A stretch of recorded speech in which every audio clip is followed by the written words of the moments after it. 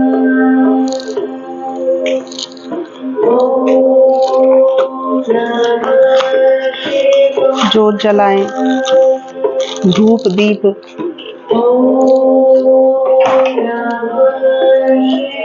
नमः शिवाय, नमः शिवाय, नमः शिवाय, नमः शिवाय, नमः शिवाय, नमः शिवाय, नमः शिवाय, नमः शिवाय, नमः शिवाय, नमः शिवाय, नमः शिवाय, नमः शिवाय, नमः शिवाय, नमः शिवाय, नमः शिवाय, नमः शिवाय, नमः शिवाय, नमः शिवाय, नमः शिवाय।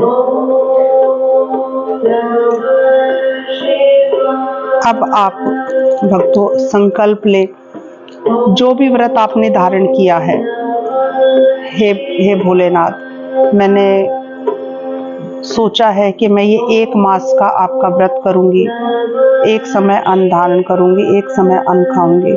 आप मेरे इस व्रत को आप ही पूर्ण करवा सकते हैं प्रभु। मेरे अंदर इतना सामर्थ्य है, इतनी शक्ति नहीं है, इसको आप ही पूर्ण कराएंगे। जय नमः शिवाय, नमः शिवाय, श्री शिवाय नमस्तुभ्यं, श्री शिवाय नमस्तुभ्यं। ऐसा संकल्प लेते हुए भक्तों, क्योंकि मैंने पूरे श्रावण मास का व्रत रखा है। आप अगर खाली सोमवार का कर रहे हैं तो आप सोमवार के व्रत का संकल्प ले सकते हैं। व्रत आरंभ करने से पहले आप संकल्प अवश्य लें। तो नमः शिवाय। अब भक्तों, हमने शिव पूजन कर लिया है, जल चढ़ाया, पुष्प चढ़ाए, सारी सामग्री हमने चढ़ाई, जोत जलाई, धूप दीप दिखाई भोले बाबा को। अब पार्थिव शिवलिंग के विसर्जन का समय है। देखिए, मैं साथ साथ विसर्जन नहीं कर सकती थी, मैं अलग से मेरे को ये वीडियो बनानी पड़ी, क्योंकि जब तक हमारी जोत ठंडी नहीं हो जाती, धूप ठंडी नहीं हो जाती, पूरी नहीं जल जाती, उसके बाद मैंने धूनी भी दी थी। ये आपकी मर्जी है, आप कर सकते हैं, नहीं कर सकते हैं। ये ऑनलाइन ये शुद्ध गोबर के ये कप टाइप से मिलते हैं, ये मैंने लिया था। इसमें गूगल और जो है देसी कपूर डाल के और अगू डाल के मैंने इसके अंदर धूनी दी थी, जो कि भोले बाबा को धूनी दिखा के फिर पूरे घर में घुमा के फिर यहीं पे छोड़ दिया था मैंने।